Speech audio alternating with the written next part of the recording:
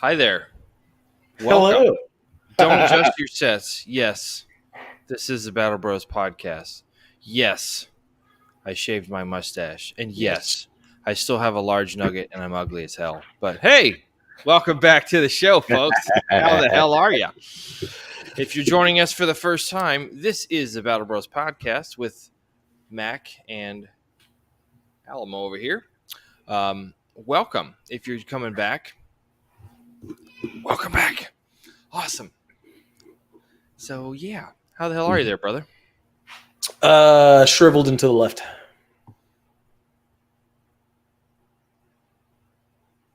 I wasn't expecting the answer. I literally just froze. I was like, Jesus Christ. Really? I didn't ask how it's hanging. I asked, how the hell are you? And you're like, shriveled to the left. I'm just like,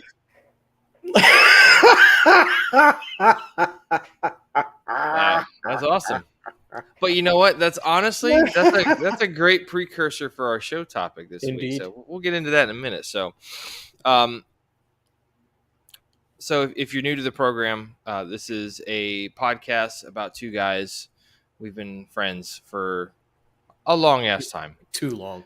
Too long. We obviously anticipate what the other one's going to do, except for that shit that he just did.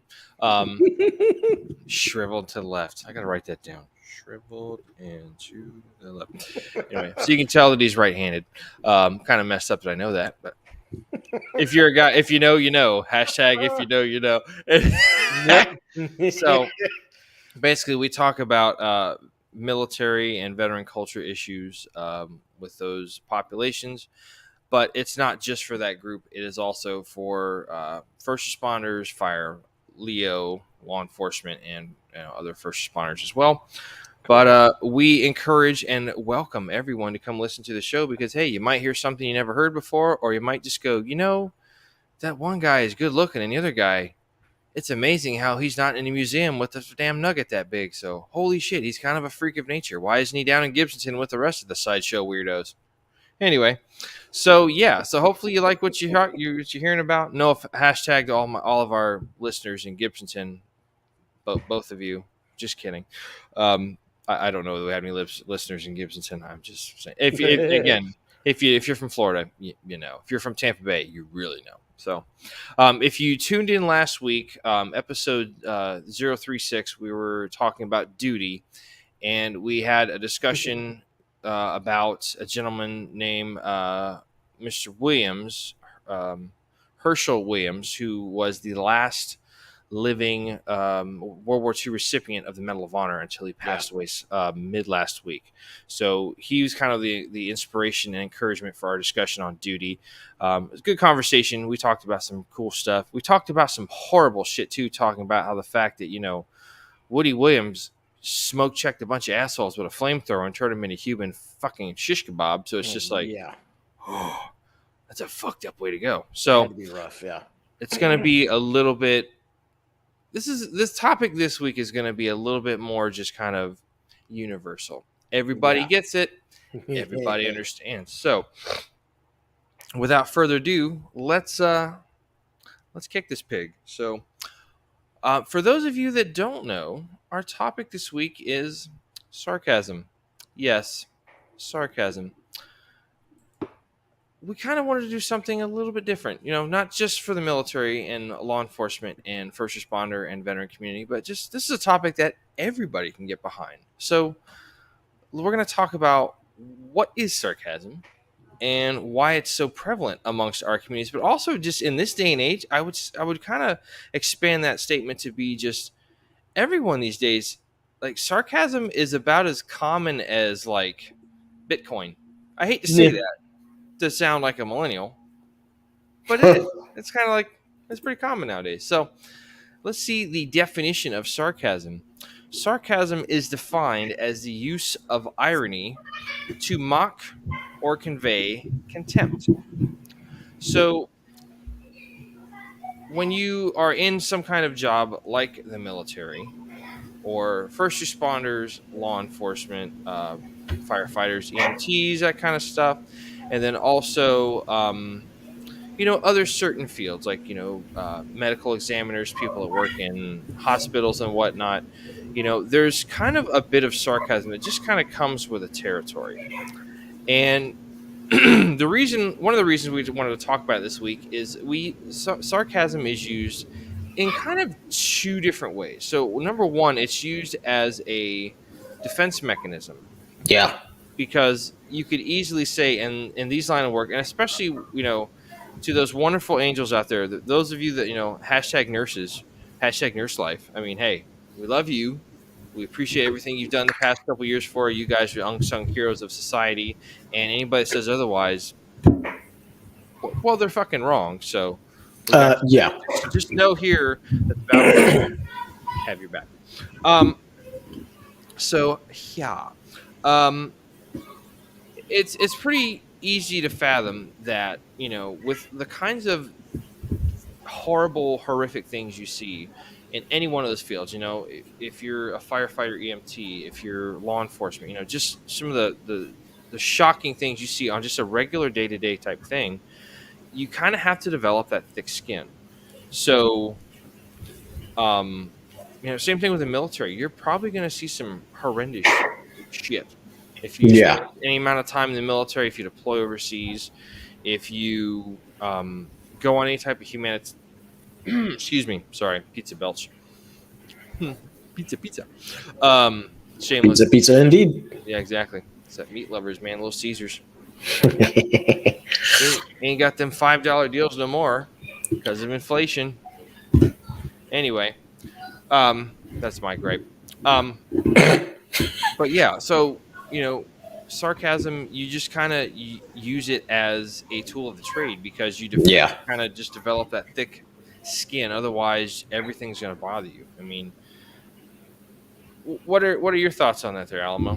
No, I absolutely, I absolutely freaking agree, man. Like, there's nothing better than freaking using some hardcore sarcasm, especially in a situation where it's kind of. Well, I'm gonna go classic on this, FUBAR, and especially when For those of you that don't know, FUBAR is fouled up beyond all recognition. No, it's not. It's fucked up beyond all recognition. Yeah. So if something's FUBAR, and there's also another term that comes from that called snafu, which is situation normal, all fucked up. So there's that. So please continue, my good man. And I mean, there was nothing like, I remember specifically when I was in the military, there was nothing better than the good old classic response of, "All right, man, we're gonna go and do this." And Roger. Oh. Yeah.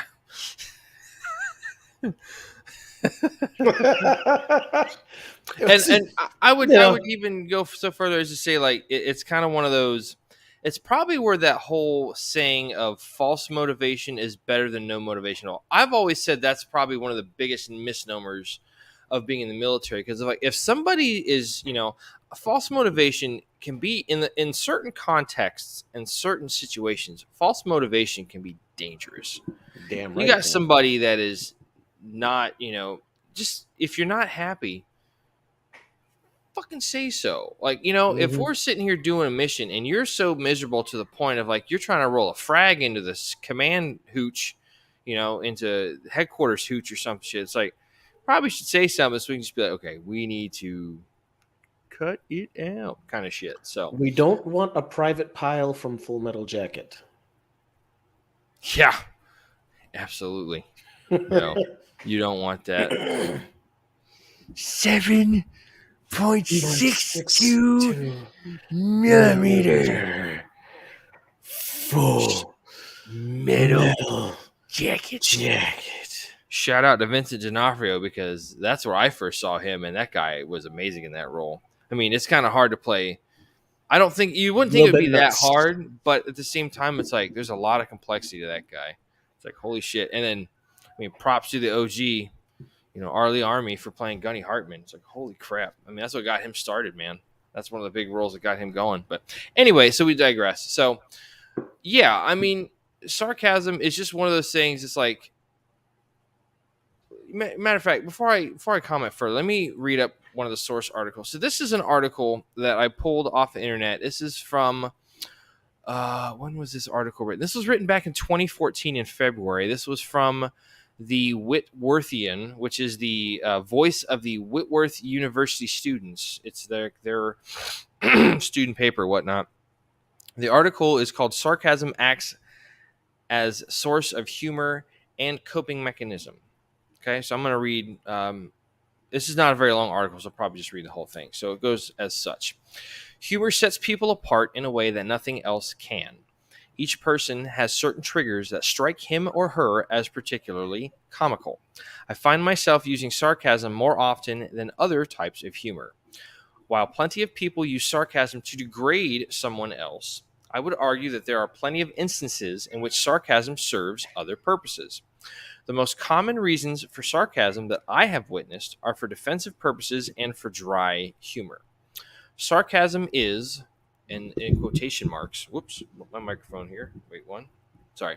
Sarcasm is the use of words that mean the opposite of what you really want to say, especially to insult someone, to show irritation, or to be funny, according to the Merriam Webster Dictionary. The definition exhibits a paradox in that the same technique can elicit two very different results. We can use the same type of humor to both insult someone as well as make someone laugh. From my experience, people generally feel strongly in one direction or the other. Many people use sarcasm as a way to hide pain or insecurity.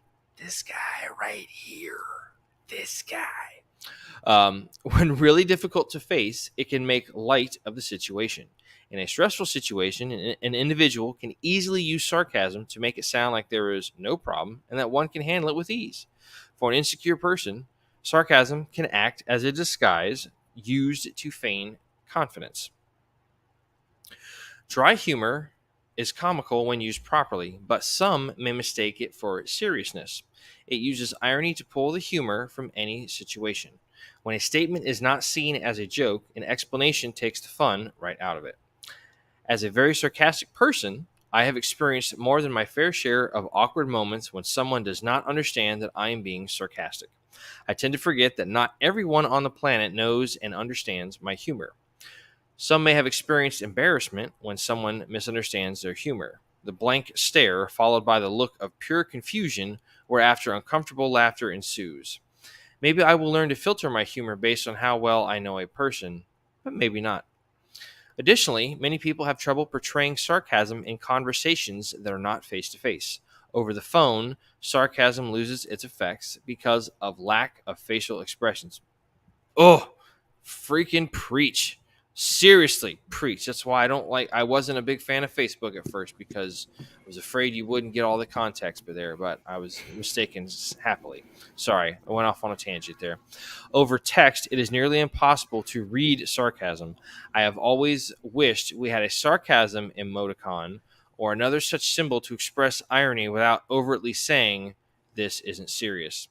An important aspect to consider, sorry, an important aspect to consider when using sarcasm is the setting in which it is used.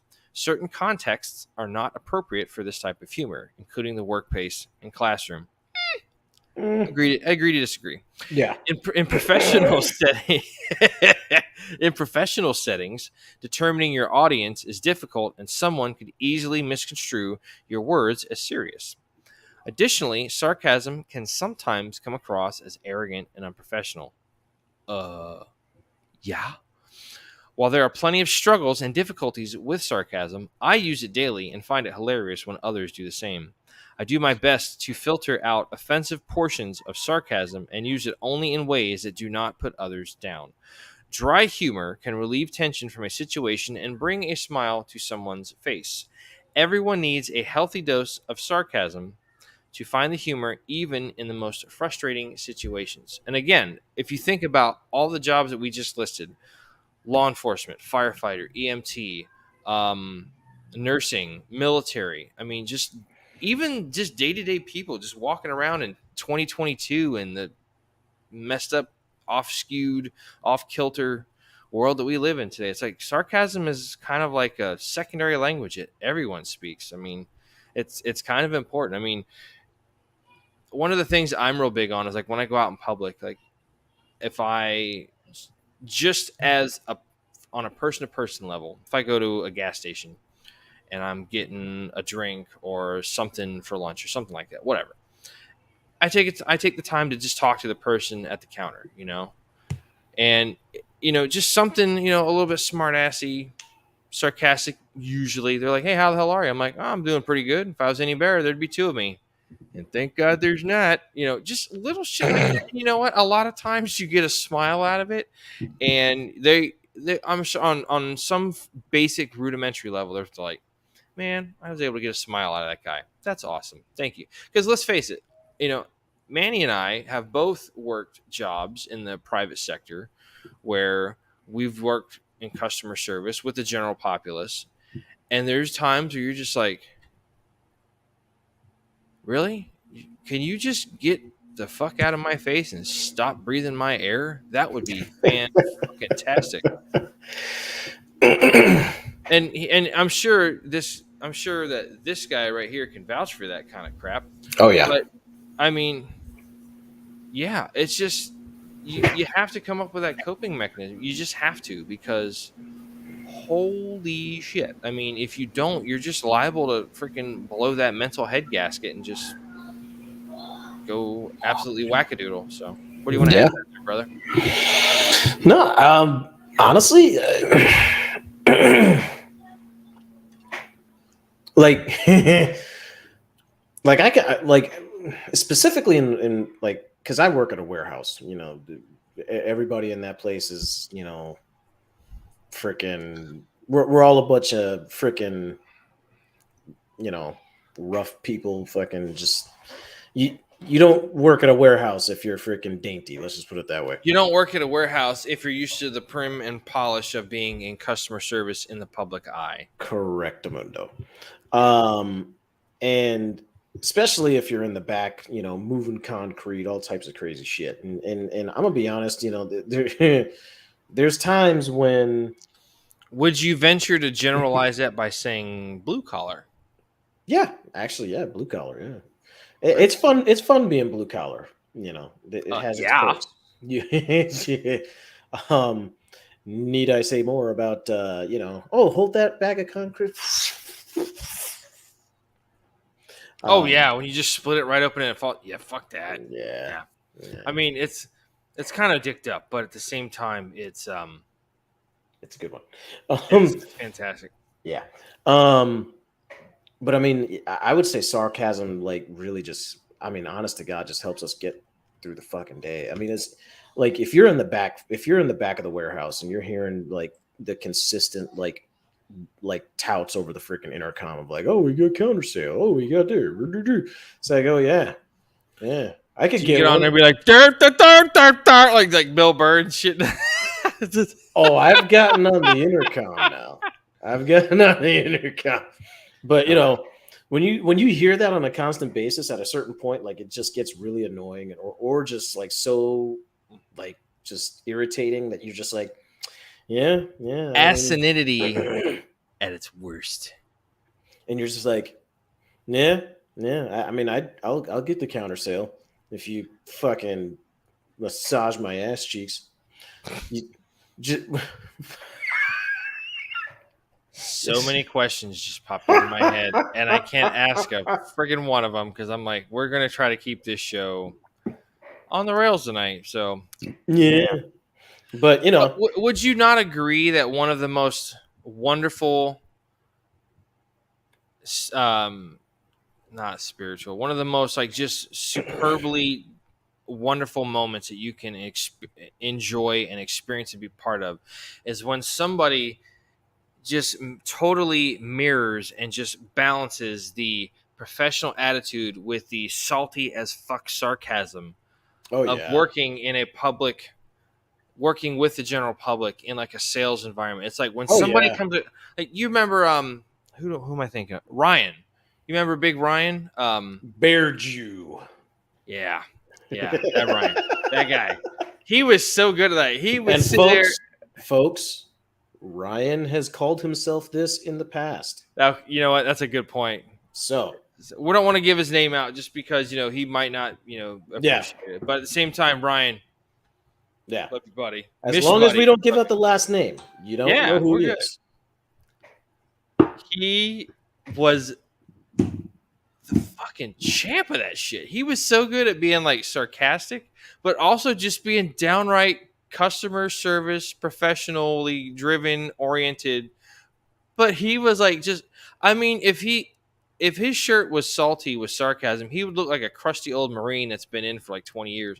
Like this, like his fatigues are all just stained with salt stains, and they're all just matted down. Like like Oh yeah. that's what I'm talking about. Oh yeah. And it's usually like I said, it was a lot of this, and especially in both the retail jobs I worked in the firearms business. It's like a lot of the guys that were like that were guys that were military. Mm.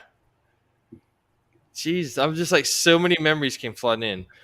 But so there's another article that kind of takes a slightly different approach. This is from the Scientific American. This was written back in November of 2015. So I'm just going to read, I'll kind of skim and scan over it. So it's just kind of like the first few paragraphs of it. So it says, sarcasm is the lowest form of wit, but the highest form of intelligence, wrote the connoisseur of wit, Oscar Wilde. Whether sarcasm is a sign of intelligence or not, communication experts and marriage counselors alike typically advise us to stay away from this particular form of expression. I don't know why, but here they're going to explain why. Sorry. The reason is simple. Sarcasm expresses the poisonous sting of contempt, hurting others and harming relationships. As a form of communication, sarcasm takes on the debt of conflict. And I would just counter that by saying, not if you're doing it right, it doesn't. Mm-hmm. And yet, our research suggests that there may also be some unexpected benefits from sarcasm. Greater creativity. Facts. The use of sarcasm, in fact, promotes creativity for those on both the giving and receiving end of sarcastic exchanges. That just reminded me of something I fucking. All right, I we're going to just, pause the article so I can listen to Giggles. Sir Giggles a lot over here. I just did. This was, I think it was yesterday. This is at work, I take it? Yeah, and this guy, and I work in the pool industry, folks. So bear in mind, this guy's talking about, making sure that the pipes are open and things like that, and trying to get proper flow going through it. And I was like, oh yeah. I don't remember how I came up with, but I just all of a sudden out of nowhere, he's talking about like, yeah, I just still trying to figure out how to get that proper flow, man. It's just, it's not going very well. And I was just like, yeah, well, I mean, there's a couple of ways to do that. One of them is cardio. You could always do that. That's all you said? Come on, there had to be so much more. Well, no, that was literally what I said. And then I paused and looked at him like, so I would have just stopped and said, that's what she said. Like, straight up, just the look on this guy's face, because he was so puzzled, because I sat there for like a good hot minute. I was just like, I got nothing, bro.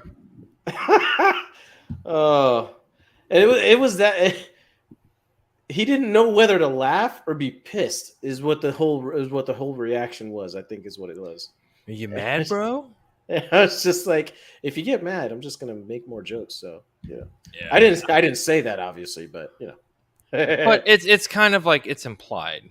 Yeah. Instead of avoiding sarcasm completely in the office, the research suggests sarcasm used with care and in moderation can be effectively used and trigger some creative sparks. Sarcasm. Let me read this last bit of the paragraph here. Sarcasm involves constructing or exposing contradictions between intended meanings. The most common form of verbal irony, sarcasm, is often used to humorously convey thinly veiled disapproval or scorn. Pat, don't work so hard, a boss might say upon catching his assistant surfing the internet. Early research on sarcasm explored how people interpret statements and found that, as expected, sarcasm makes a statement sound more critical. In one laboratory study, okay, so what kind of laboratory are you using to find out studies on fucking sarcasm? That I would. I'm wondering the same thing. I question that terminology there. This is how I imagine it. I imagine a lab full of stand-up comics just fucking ripping on each other. That's what I imagine. But They're wearing lab coats. They're wearing lab coats. Yes. Bingo. Bingo. Oh shit, I lost my article. In one laboratory study, participants read scenarios in which, for instance, one person did something that could be viewed negatively, such as smoking, and two, a second person commented on the behavior to the first person, either literally, I see you don't have a healthy concern for your lungs, or sarcastically, I see you have a healthy concern for your lungs. Participants rated sarcasm to be more condemning than literal statements. In a similar study, participants were encouraged to empathize either with a person behaving in a way that could be construed as negative or with a second person commenting on the first person's behavior. Both perspectives prompted participants to rate sarcastic comments by the second person as more impolite rather than literal comments. So, I mean, it's just I have some good examples of sarcasm. So when we talked about way back a long time ago in season 1, we did a very, and this is probably the one episode that Alamo and I kind of look at and just cringe a little bit when we talked about jargon, episode 5, and we were both just like, like we thought it was going to be funny and it was just kind of like tanked, like nobody, not too many of you liked it and all that kind of stuff. So like, Yeah. it's terrible. But like, it's like when we went to basic training, the drill sergeants would call you Dick. You're like, and they would come up with some what was it? Dedicated infantry combat killer. You're like, yeah, I'm a Dick. They're like, hey, come here, Dick, and you're just like, it's like he just called me a dick. That's not that awesome after all. That's sarcasm. In the Navy, when you're the new guy on a boat, you're called a nub, which the nub is him or herself is told that it stands for new underway buddy, when in reality it stands for non-useful body. Non-useful body. Yeah. Sarcasm. Awesome. And yes, I would also point out that in the guys and in the world and realm of military and veterans, you best believe sarcasm is going to be used to put some other fuckers down. Like looking at Marines and saying, hey, who's hungry? And then holding up a box of crayons like snacks, just being like, ooh, I got the red one. Who wants the red one? Like, that's kind of dick up, but at the same time, it's kind of awesome. Yeah. But I would also say, like in commonplace every time. I mean, sarcasm is one of my favorite forms. Jesus, like thunder just rolled behind me. I was like, what the hell was that? Holy shit. Sarcasm is one of my... Oh, don't jinx it.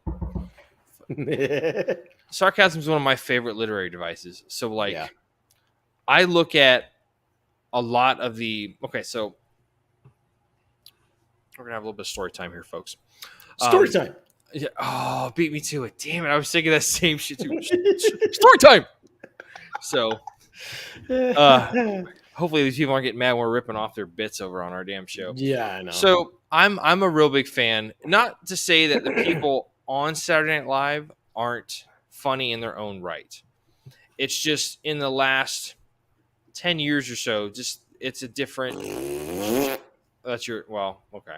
He said it. I don't care for it that much. I don't think the humor is funny.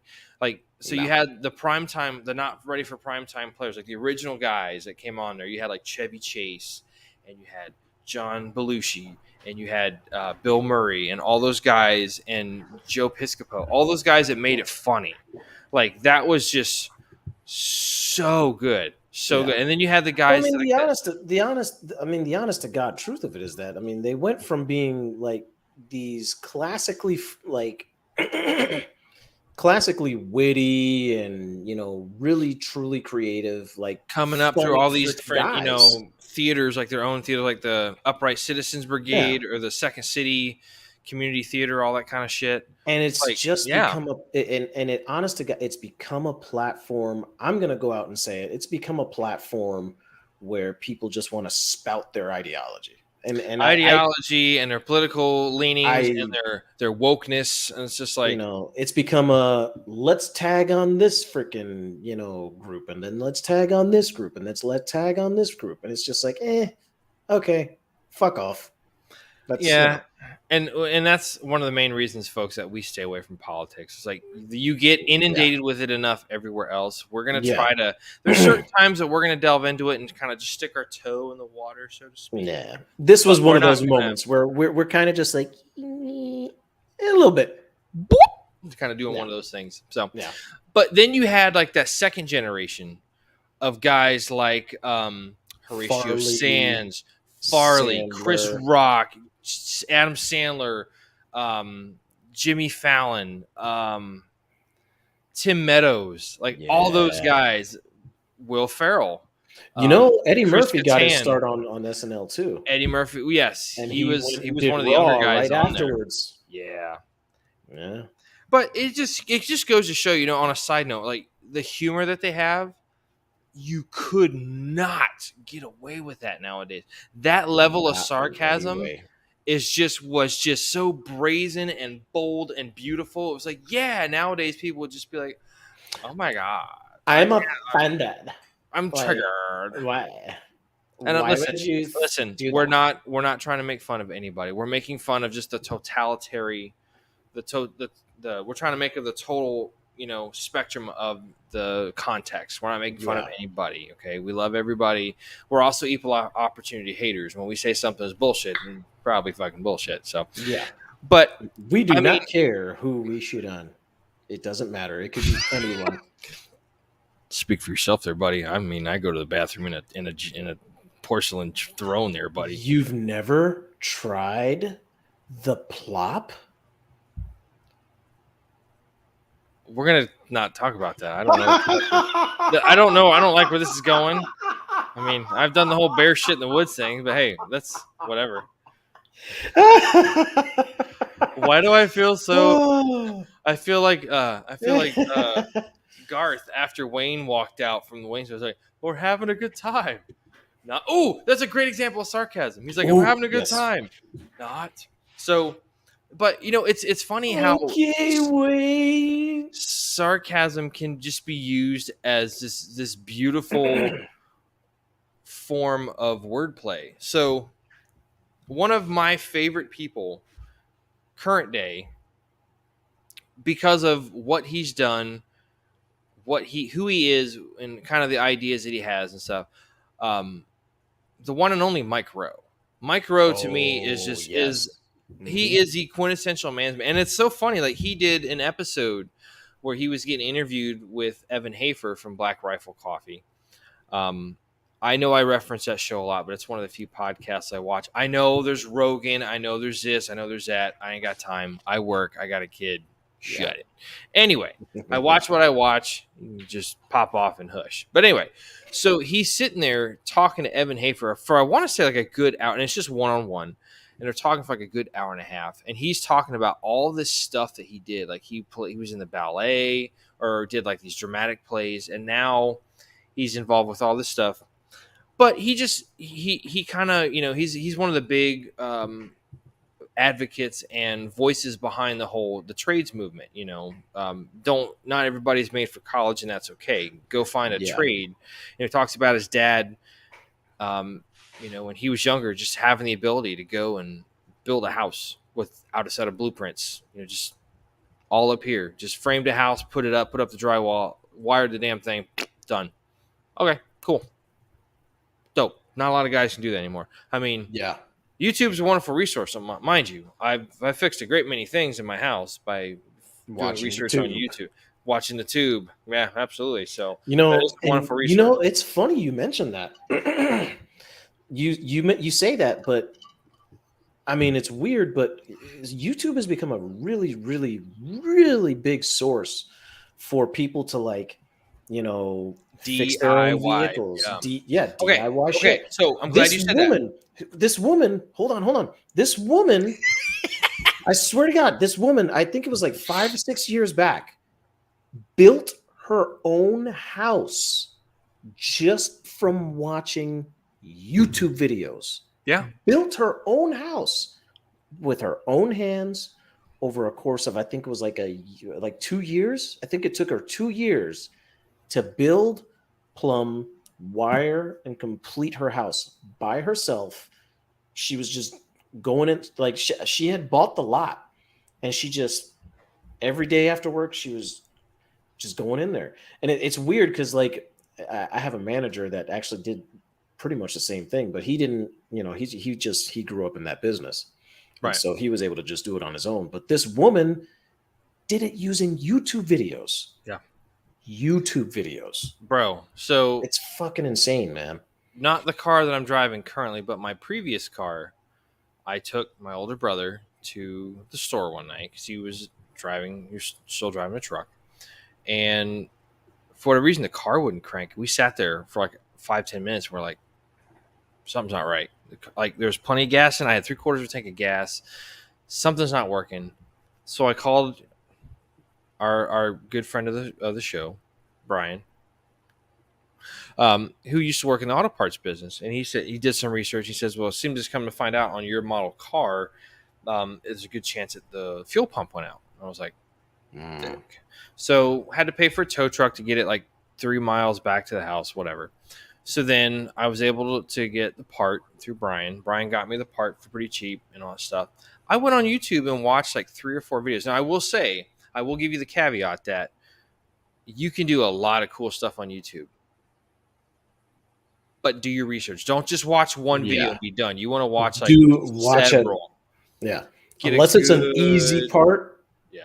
Unless it's an easy part, yeah. Watch So at least a yeah, few videos. so all you had to do was just take the back seat out, like the rear bench cushion out, and it had a panel, and it was a circular panel. You was able to get that open. You literally pull the old pump out, let the fuel drain out of it, got it into something, took it out of the car, put the new one in, plugged it in, like that. And I was just like,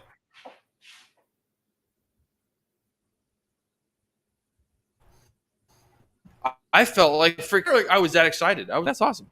What the hell happened to my cam? Okay, that was weird. My camera shut off for a minute. Anyway, You but did yeah, stuff freeze. like that. Yeah, my screen went blank. I think I might have bumped something, so that's what it was. My old ass computer. But yeah, so anyway, so back to Micro. So Micro, if you don't follow Micro on Facebook, you probably should. I mean, it's pretty funny, is awesome. He has such a great command of the English language. Um, so this was posted 8 hours ago from right now. So this was posted about 1 o'clock this afternoon, July 8th, 2022. So it says, maybe you were out for a morning jog, like me, or maybe a bike ride.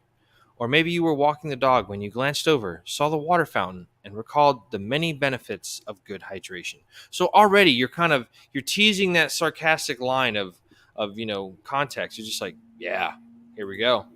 Maybe you removed your retainer from your mouth, placed it on top of the fountain, and delighted in the cool refreshment that washed over your dry lips and melted into your tongue on its way to your belly, past the soft palate, and down your esophagus.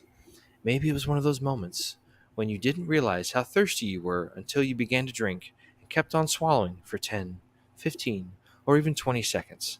Maybe when you finally straightened up to continue on your way, you recognized a neighbor or stopped for a chat. Or maybe you were simply distracted by the raw beauty of another gorgeous morning here in Northern California and paused to wonder just how glorious this place would be if it weren't run by pimps and thieves who cared about nothing but staying in power. Then again, maybe you're just a kid, not yet gobsmacked by the wonder of nature or the hypocrisy of man. Whoever you are, you left your retainer on the fountain. He's got a picture of this sitting there at this water fountain with this retainer. Dude, sarcasm. It Yeah. makes the fucking world go round. It's beautiful, Yeah. baby.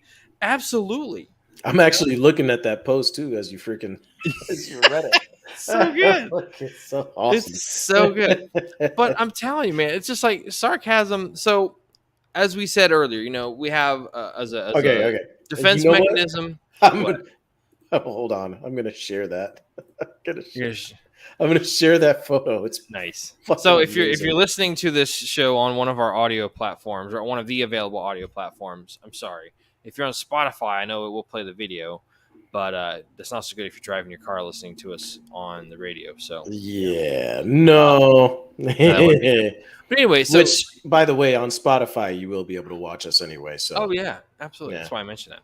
So, but like, so while he's doing that, getting back to what we were talking about earlier. So we have a coping strategy when things are just shitty.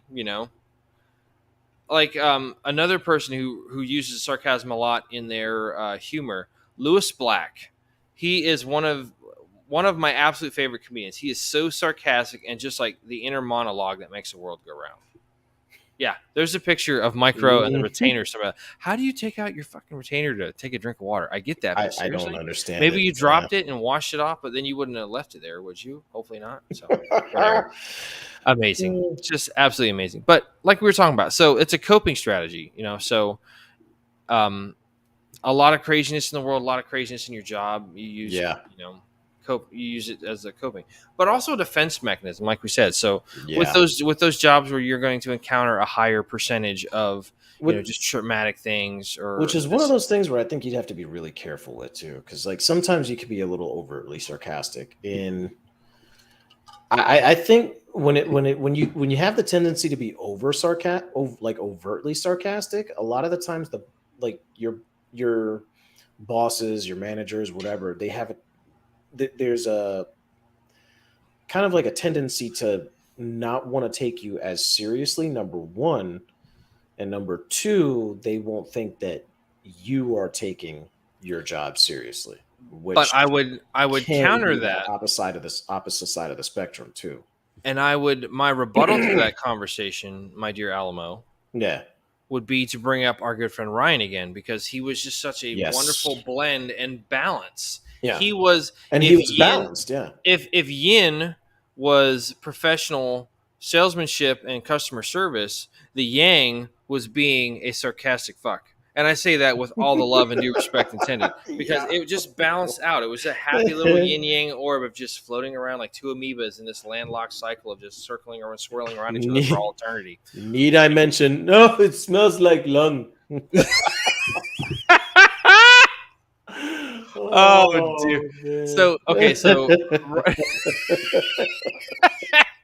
Nah, Ryan used nothing to. smells worse than lung, man. Oh man. Okay, so Oh sidebar. shit. So Ryan used to ride a motorcycle into work, and he came in one day wearing a motorcycle helmet. And he sneezed real loud into it. And he goes, "Oh, it smells like lung," and it was we all were just sitting there like pissing You our could hear pants. him through the helmet. That's what was bad.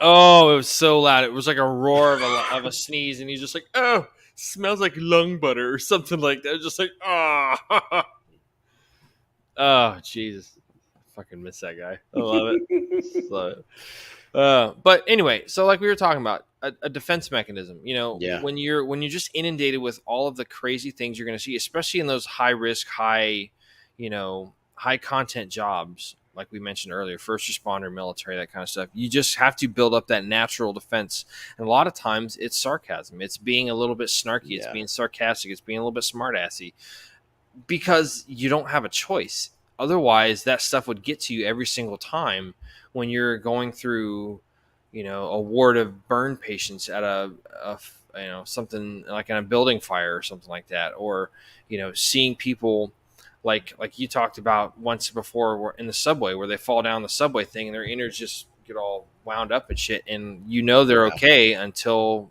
they get unwound and then their innards Yeah. just collapse and they expire. Yeah. So yeah, absolutely.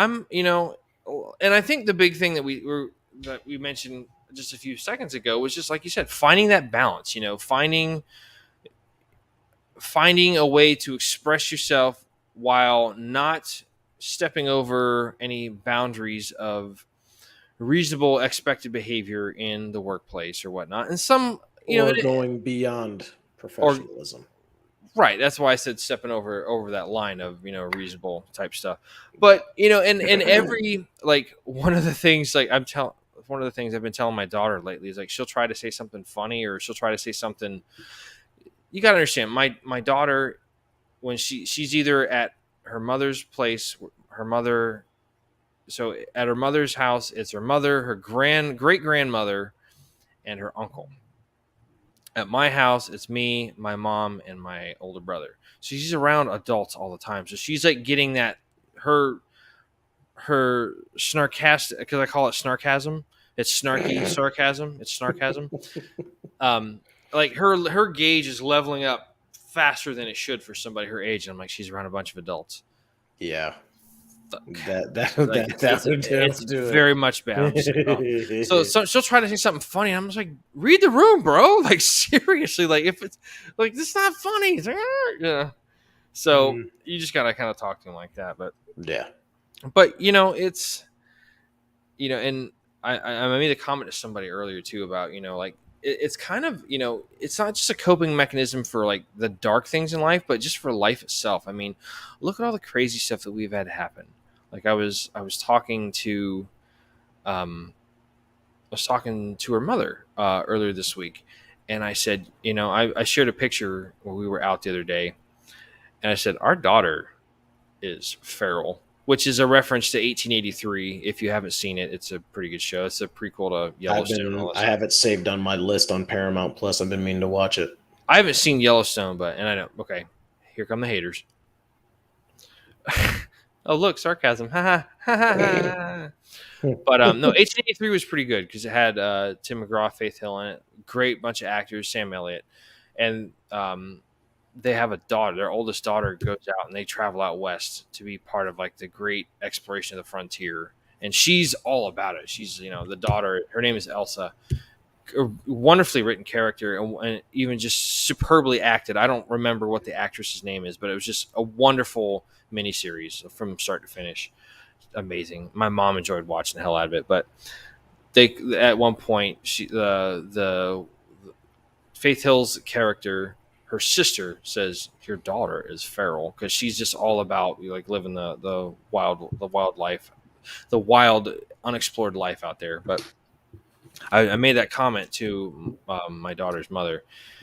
She says, "Yeah, she sure is." I said, "She's going to need it though, with everything going on." And I was just like, "Wow, that's pretty profound." I mean, not that I wasn't expecting her to say something like that, but I was just like, "Yeah, she is going to need that." My daughter has expressed to me that she has a desire to become a veterinarian, so I'm just like, "Yeah, you're going to need every bit of every tool that you can stuff in that tool belt of life and freaking Yep. run with that stuff, kid." So.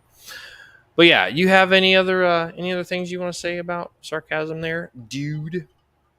I mean, I think I like. I mean, honestly, the last thing, the last thing I said was the last. Yeah, exactly. The last thing I said, which was kind of me just trying to say, like, just try to find the balance on it. Was I mean, that was really about it, honestly. You know, Sarcasm is healthy. I mean, like I yeah, said, it it's boasts absolutely healthy. creativity. It boasts, because especially like I used to when I was younger, I was not a sarcastic person, and I used to tell people that whenever I would I say for something sure funny. was. I. Oh yeah, I know you were. Yeah, as soon as I met you, I knew you were. I was like, yeah, he's sarcastic. We're gonna be friends. But like I used to joke with people like I wasn't naturally funny. I would have to like I imagine like it was like a video game where you had to like to level up on like experience points or something like playing an RPG or whatnot. I kind of had to wait for my gauge to fill up. So when my gauge was full, I would say something really funny, and they'd be like, "Yeah, do that again." I'm like, I can't. I just dropped the gauge all the way back down to zero. I'm starting from scratch. So like I had to wait for a couple of months, and it's as I got around other people, like high school was kind of the initial experience and exploration of people that were sarcastic fuckers. The blossoming social I experience. call it the sarcasm renaissance. Mhm. So, but yeah, I mean, just being around those and then joining the military. Oh, are you fucking shitting me, man? Like seriously, all the people there Joy, are just, dude. You're if around a you, bunch of Type A plus people in boot yeah, camp, and it's all guys. It's all testosterone humor and shit. It's just like that if was nothing else does it, joining the military will definitely freaking get you to be a fucking sarcastic a, son of a dude. bitch. Yeah. Fucking a, man. Jesus. But just I think that sarcasm is just it's great. All some of the comics that I follow, like Bill Burr, Lewis Black, Yep. and a lot of these other comedians that I'll see here and there, like on Facebook. There's a channel called Dry Bar Comedy, where it's a lot of like not quite as popular, like Kevin Hart mainstream. is one of my favorite ones. He's good. He's very good. I mean, he's been in the game a long time. You've got He's all these. he's one of those comics that like he keeps his act fresh mainly because he does it talking about life. He doesn't come in saying the same shit every time. It's You know what I mean? he's kind of like, in a way, his comedy is very similar and could be, a very contemporary version of like a George Carlin. George Carlin Yes. was funny, but it wasn't jokes. It was just the social commentary and observations on just everyday life, which Yeah. made it funny. Like, one of my favorite things he says, he's like, little things that people say that don't always make sense. He's like when someone says, "Tell us in your own words." Do you have your own words? I don't. I'm just using the same ones that everybody else has been using. The next time someone says, "Tell us something in your own words," say, "Nick Fluck Barney Quando flew." And it was now, mind you, this is back in the '70s, as everybody was smoking, Yeah. popping acid and shit all the time. So I mean, that made that much funnier. Yeah. But it's like, yeah, I mean, it's sarcastic, but at the same time, it's like it's true. Mhm. Guys like that, like George Carlin was one of my favorites growing up. But dude, like I said, when I watched like earlier SNL skits, like for the folks back then, I love going back and watching like the old clips of like Johnny Carson, the Tonight Show with Johnny Carson, like when all those guests were on, and like you see the guys that be like Dean Martin and they're sitting there smoking a cigarette up on stage. It's like, and there was a guy there named George Goebel or something like that. And as he's leaning over to talk to Johnny, Dean Martin's sitting here just dropping the ashes into his drink and just funny shit, but just a different type of humor, back then. But yeah, I mean, sarcasm is great. It can help you to. And I know we've gone off in a few different directions with this conversation, folks. So thanks Yeah. right now for bearing with us. But we wanted to keep this one a little bit more lighthearted and Yeah. for everybody. But yeah, sarcasm is something you can use as a defense mechanism when things kind of suck a little bit. You can just be like, Yeah. well, hey, like Lewis Black says a great thing. He's like, the vaccine for smallpox, which I got when I was younger, and I was told would last forever, is starting to wear off. So I was like, well, today's gonna suck, but at least I'm not getting smallpox today. Wait, what? Shut up! Just Lewis Black to me I like his anger. Yeah. The anger is just I get it. It's just so funny. Yeah. So. But anyway, that's our conversation on sarcasm, folks. Thanks for joining us. We're gonna start to close the show out now. So let me close that. Let me close that, and let me close that. So as we were mentioning, as we mentioned every show, the show got started. Actually, July 4th of last year was we just had our 1 year anniversary Monday of this week. So Fucking A. I was reading. Yeah, fucking hey, happy anniversary there, brother. Yeah. Happy 1 year. Hi. We'll get some paper. We'll get some paper. get some toilet paper. Or Some toilet paper. Aye. who was that guy that played El Duce in Boondock Saints? Billy Connolly. He tells a great story one time. He was at some party or something, and this guy, he's like, "Hey man, do you have any papers?" Because this is back Billy when Connolly a fucking stand-up comic too? he was. Or Oh was? yes. There's some great dude. When we get off air, I will share some great clips with you about Billy Connolly. He tells some jokes that you will just sit there. You will sit there roaring with laughter. You're like, oh, my stitch in my side. You can see my lungs and innards. It's so good. But he tells this great story. Now, great. When I say great is in just like it's when these old school comics, like when they would tell like jokes, they would tell you these stories that would just take you off to a magical faraway land. It was like reading like the Chronicles of Narnia. You're just like, where the fuck are we going? Holy shit. You know? So he tells a story about going to a party and he's asking the guy, he goes, hey man, do you have any papers, like rolling papers? And he's like, nope. So he throws him a Bible and he starts ripping pages out of the Bible to roll a joint, to smoke a doobie. I'm just like, boy, that's one way of going to church and shit. Just, holy shit, man. It was so funny, dude. Oh my God. You've heard of reading the word and digesting the word, but have you ever smoked the word? I'm gonna intake the word. But yeah, crazy stuff, man. Talk about breathing the life of God Uh, into you. You're breathing the life of the word, indeed.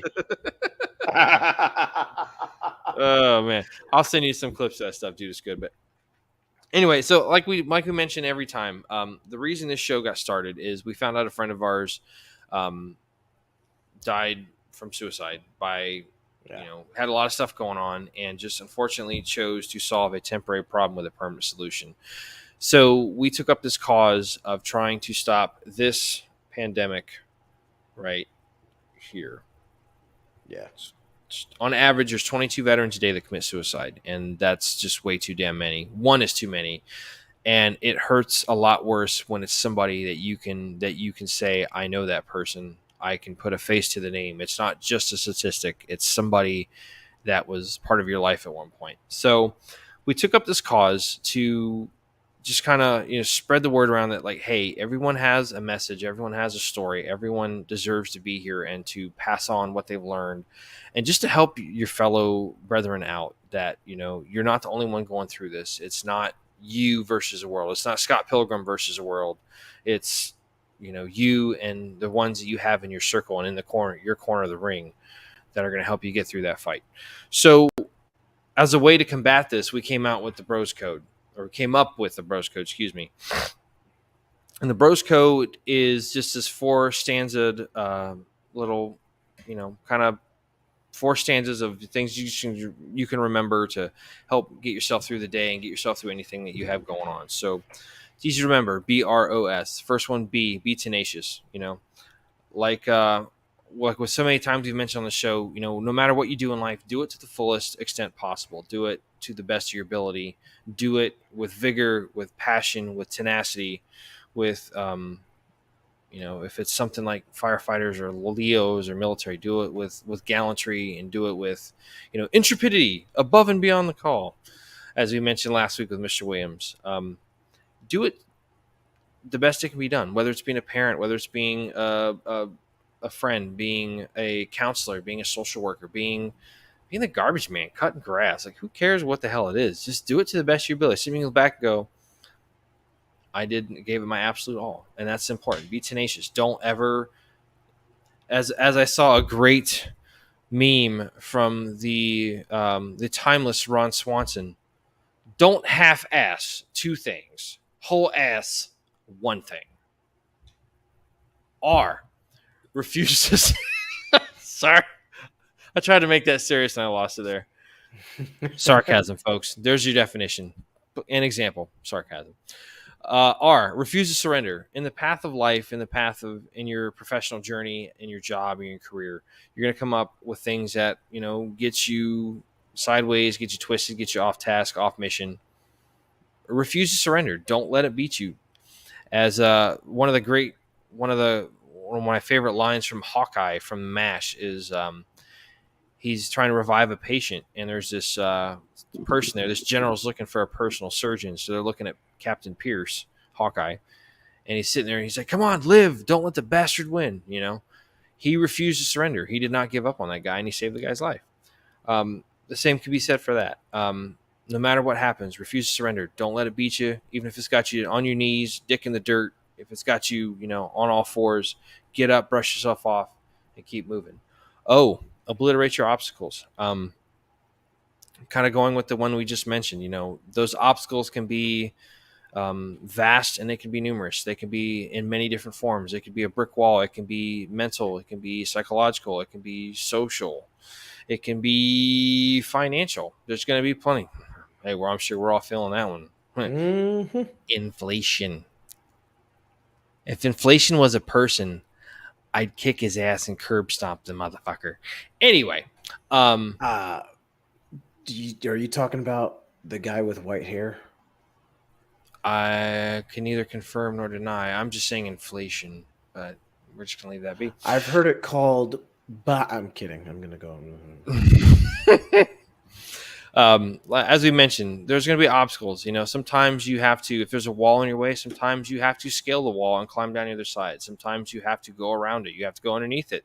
Sometimes you have to, you know, do what you got to do. Sometimes you got to freaking knock it over with the back of a striker.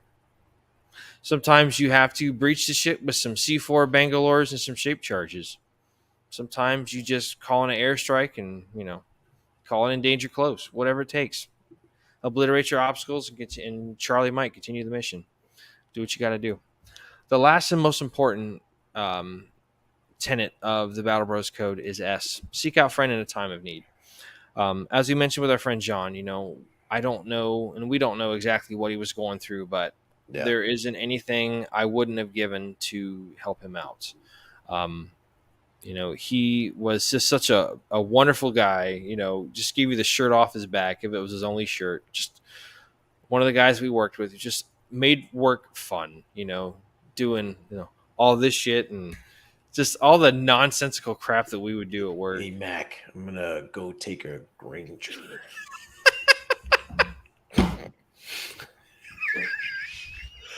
Oh man, you haven't. I don't know if we've ever. Did we ever tell that story?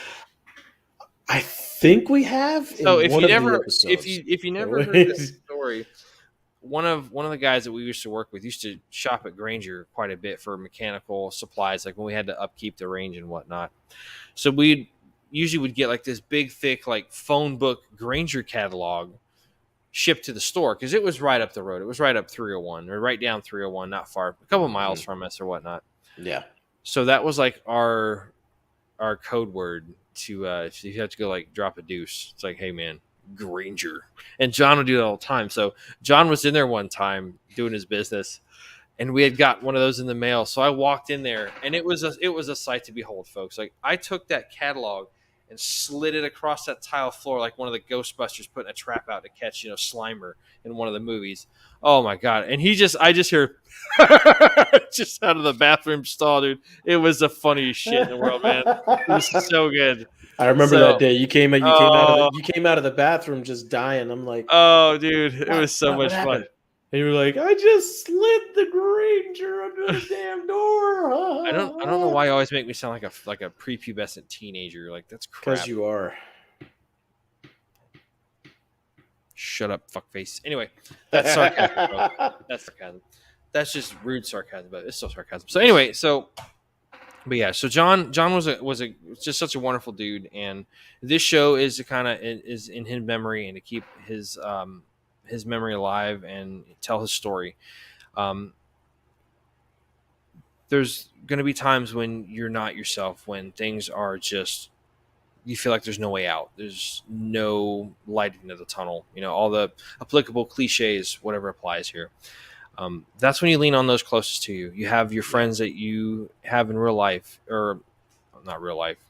You have your friends that you work with in your, you know, in your work life. You have your family members. You have close family friends from when you grew up. You have, if you're fortunate, you have those friends from the military. You know, I've known this guy since high school, and we've been best friends for a long, long, long fucking time.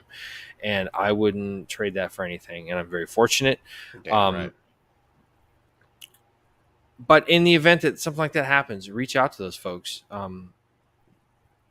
Who better than they can understand? No. You know, and if you don't have I've that had my resource moments, available, man. I've yeah, had my moments. I've been on the other end of that plenty of times. I've had people call me in the middle of the night and just end up having a chat and, you know, kind of help them out or go get them or whatnot, and just yeah. So, in the event that you don't have anybody you can close to you that you can call, friends, family members, you know, fellow service members, battle buddies, you know, that kind of stuff, there are resources out there. One of them being the National Suicide Prevention Hotline. If you're having thoughts of harming yourself, you should give them a call. The phone number is 1-800-273 8255. Again, that's 1-800-273-8255. And I think you press 1 once you get on there.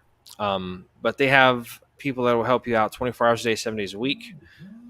They will be available for you no matter what, and they have people that can help talk you through whatever you're going through. So as long as you remember those 4 aspects of the Bros Code: be tenacious, refuse to surrender, obliterate your obstacles, and seek out help from a friend in time. Seek out a friend in time of need. Things are going to be okay if you can, use those 4 items to help you get through the day and get you the next day and get you the next day. Things are doing pretty good. So I'm going to let Alamo do his piece, and then I've got one other thing to talk about before we close the show, and we'll go from there. So, Yar. Alamo, take it away. So, on the social media side, if you'd like to go ahead and get in contact with us over on the social medias, you can do that over on the Facebook. And in the Facebook, you can find us at facebook.com/battlebros.podcast. You can also find us on the Instagram at battlebros_podcast. If you would like to contact us via that platform, because hey, sometimes we all need somebody to talk to, and you could do that via voice. You could do that via voice message. You could do that via text to us. You could do that via Facebook Instant Messenger, and the WhatsApp also on the Facebook. If you just click that little green button right there in the Battle Bros podcast page. Just leave us a voicemail or a text message. We'll go ahead and get back to you as soon as we can. And we just want to make sure that we're there for you because it's important for us to build a community. And it's important for our community to know that, hey, you're important and there's no reason for you to, do something brash. Let's just put it that way. So we want to talk to you. We want to engage with you. And we want to keep in touch with you. You can also keep in contact with us on battlebrospc@gmail.com, where you can send us an email and keep in contact with us there. And we will get back to you at the earliest we can. Sidebar. I'm going to put this out there like we did last week. The first person to send us a video of them saying, Alexa, play the Battle Bros podcast. Yep. We will personally give you a shout out and verbally kiss your ass on the show.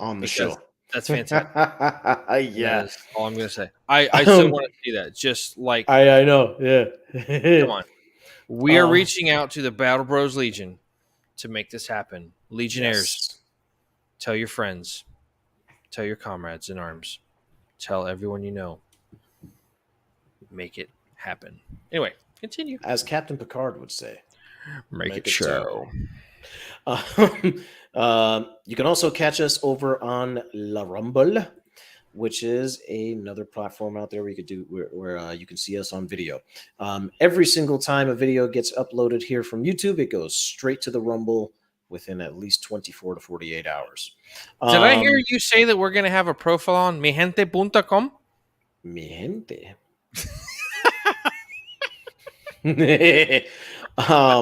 That's not true at all, folks. And no. If you know what we're talking about, great. If not, don't worry about it. Don't worry about you it. You can also catch us on all the audio platforms. Literally pretty much any audio platform where you catch any other podcast that you listen to, via the Anchor, via the Spotify app, via Apple Podcasts, Google Podcasts, Overcast, Amazon Music, Castbox, Pocket Casts, and Radio Public and Stitcher. Whichever platform you choose, you can hear us there, and you can listen to us in your car or on your run or whatever you choose to see fit. Other than that, that is all I got for you guys. Just make sure that you like, subscribe, share. Very important to share, because the YouTube algorithm's screwy and they like you to share our stuff, or they will not start sharing our stuff anywhere else. What's the line you've been saying? The more you share, the The more. more you share, the more you care. Yeah, love it. Um, Love the tagline. Ha ha. so, um, also, All right. all right. Also, if you want to support the show, you can do that over on the Anchor app. All you have to do is go down to the little support button, and any kind of donation that you feel like, whether it's $1 to even to a custom one, you can do that over there on the Anchor app. And guess what, folks? We're not asking you to do it, but it will be nice. The most important thing is to share, and get the message out there. Share it with your friends, share it with your family, share it with anybody of yours that is, military, law enforcement, first responder, all that stuff. Share it, man. Share it, share, because you never know what person, whose heart, whatever this might touch. That's all I got. So we did this last week when we wrapped up our episode on duty, talking about Herschel Williams, last Medal of Honor recipient from World War II, passed away. The last living recipient passed away. We ended up talking about kind of like a moment in military history where we now said the warrior monk himself, Mad Dog Mattis, finally got married after 42 years of being a bachelor while serving in the Marine Corps and as Secretary of Defense. So I found another kind of applicable military moment, and this is kind of for all of my World War II history buffs. So earlier this week, a gentleman by the name of Bradford Clark Freeman passed away in Columbus, Mississippi at the age of 97. And what makes that significant is he is believed to have been the last living member of Easy Company 506 Parachute Infantry Regiment of the No 101st Airborne. kidding. Yeah, 97 years old. Damn. So, reading the article here, he was a freshman at Mississippi State when World War II began, according to the obituary. He volunteered for the paratroopers, and on February 5th, 1944, went into foreign service with the 506 PIR 101st Airborne. He was a mortarman with Easy Company, and he jumped into D-Day. Mortar. Yep, jumped into the D-Day Normandy invasion as well. He also fought in Market Garden and was part of the defense of Bastogne during the Battle of the Bulge. Still got that blue cord, baby. He was, well, they didn't award that at the time, but yes. Well, yeah. After he was wounded in the Battle of the Bulge, after rejoining his unit, he participated in the occupations at Berchtesgaden in Austria. After the war, he returned home to Mississippi, where he married Willie Louise Gurley and worked as a mail carrier for 32 years.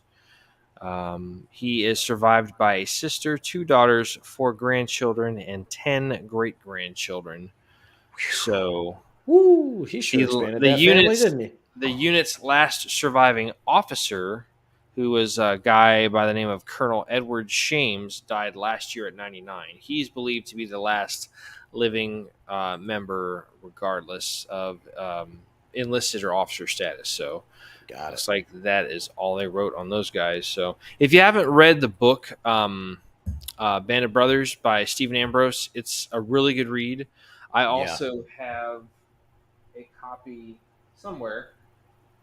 Actually, I think I might have it right here. Wait one.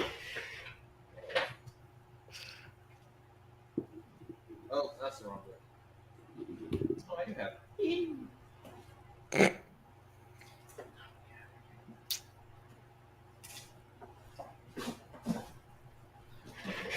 I'm right here in the old bookcase. So, first one, Stephen Ambrose, Band of Brothers. This is kind of like where it tells all the stories put together. That was a great book too. Fantastic read. Yeah. And if you A get lot of chance, details get covered in the book that don't get covered in the series. yes, absolutely. And then if you get a chance to read this one is fantastic. This is Beyond Band of Brothers, the war memoirs of Major Dick Winters. Yeah. Yeah.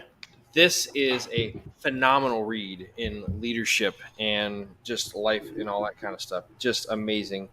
But a lot of these guys went on to write their own books. There's There's quite a few of them. There's the two guys, Garnier, and then one of the AKA other gonorrhea.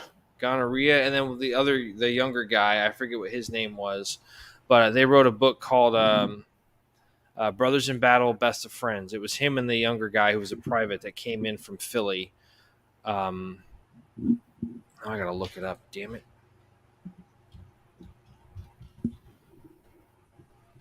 Garnier. There we go. What was the name of the book he wrote? Do-do-do. Do-do-do. It's gonna bug me. It's gonna bug me. Legacy. Wreck your brain, dear Mac. Oh, it's terrible, man.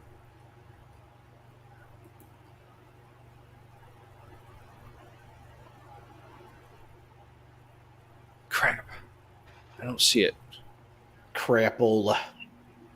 Hold on. Da-da-da-da-da. Babe Heffron. That's it. Babe Heffron wrote a book called Brothers in Battle, Best of Friends. And yeah, two World War II paratroopers from the original Band of Brothers tell their story. They wrote a book together because they were both from like the same town. They grew up in different parts of Philly or whatnot. But yeah, a lot of those guys went on to write books about their experiences. Just too many to name right now, especially when we're trying to wrap up the show. But if you get a chance to read them, they're awesome reads. I mean, it just shows you just the quality and the caliber of those gentlemen that fought in World War II for our country and for the world and all that stuff. So pretty dope. But yeah, the last guy, Bradford Freeman, last member of the Band of Brothers, has passed away at 97. So yeah, it's kind of noteworthy. So, well, on that note, that's all we got for tonight. So, once again, if you're joining us for the first time, thanks for stopping by. If you came back and checked us out again, hopefully you still dug the show and you'll come back another time. So this has been episode 037 of the Battle Bros podcast, talking about sarcasm. Hopefully you dug the talk, and we appreciate you. We love all of you, and we hope to see you again down the road. But until next time, this is it for now, and we will hopefully catch you next week. So be there or be square. Check us out next week. Battle Bros. Out. As you were. Carry on.